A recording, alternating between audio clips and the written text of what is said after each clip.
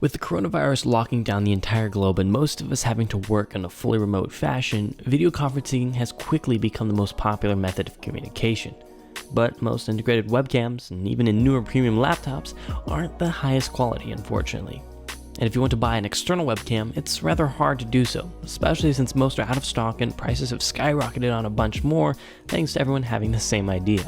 One $30 kinda crappy webcam has been jacked up to $136 on Amazon, which is downright insane.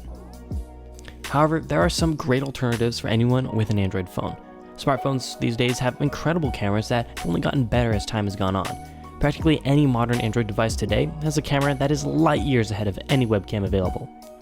The two options available are either using your smartphone as a webcam itself, or using the smartphone as a standalone video conferencing rig.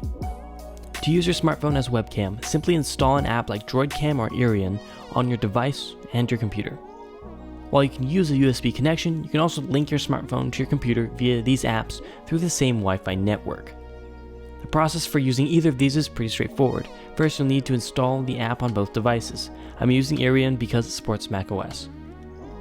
After completing the installation, the Android app will require USB debugging under developer options if you want to wire it to your computer. Once it's received that permission, the camera works just fine and is much better than the integrated camera on my MacBook Pro. Do note that Irion and DroidCam have Pro versions that allow for more features or higher quality video streams. However, the standalone versions work just fine. If you don't want to use your computer, you can always completely move your communications to be through your phone itself.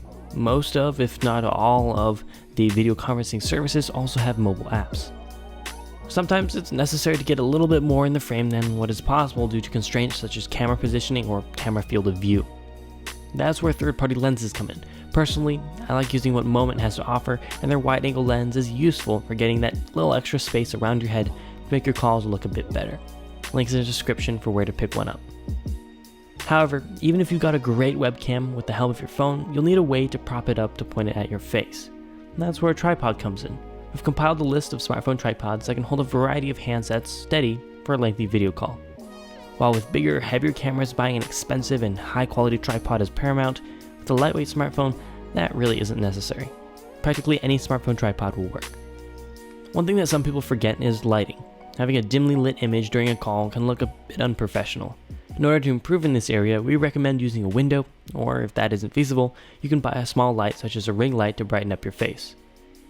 For me personally, as I'm a YouTuber, I have a nice little dome light that I can use to raise the brightness of everything around me. Of course, this is overkill. In case you're curious about checking out this light in the Godox SL60W, I've left a link to it down in the description. If you want, you can get a pair of headphones, and if you don't have a headphone jack, you might need to use Bluetooth headphones. Again, we've collected a few Bluetooth headphones that range from $40 up to $350. Well, that's it for this video. If you enjoyed this video, definitely give it a thumbs up as that helps a lot. If you'd like to see more videos like this, feel free to subscribe to the Android Police channel.